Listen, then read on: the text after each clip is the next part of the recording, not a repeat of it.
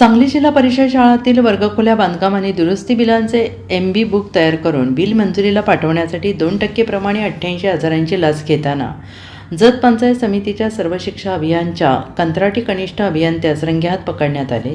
संजय भगवान सुतार, वय वर्ष 51, राहणार शिवशंकर थिएटरजवळ मिरज असे लाचखोर अधिकाऱ्याचे नाव आहे. सांगलीच्या लाचलुचपत विभागाने पंचायत समिती जतमधील विस्तार अधिकाऱ्यांच्या निवासस्थानात सदरची कारवाई केली आहे.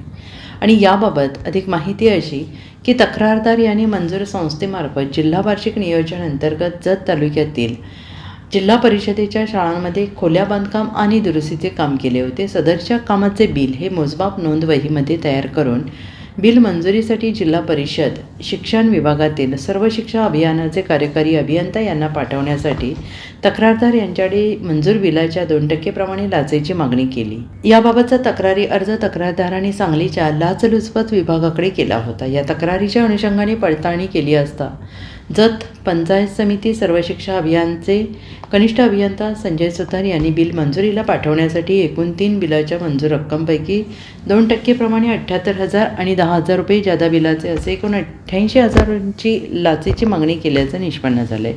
आणि त्यानंतर पथकाने आज बुधवारी जत पंचायत समिती आवारातील विस्तार अधिकाऱ्यांच्या घरात सापळा लावला. यावेळी कंत्राटी कनिष्ठ अभियंता संजय सुतार यांना 88,000ची लाच स्वीकारताना रंगेहात पकडण्यात आले. यावेळी त्यांना ताब्यात घेऊन त्यांच्या विरोधात जत पोलीस ठाण्यात गुन्हा दाखल करण्यात आला आहे.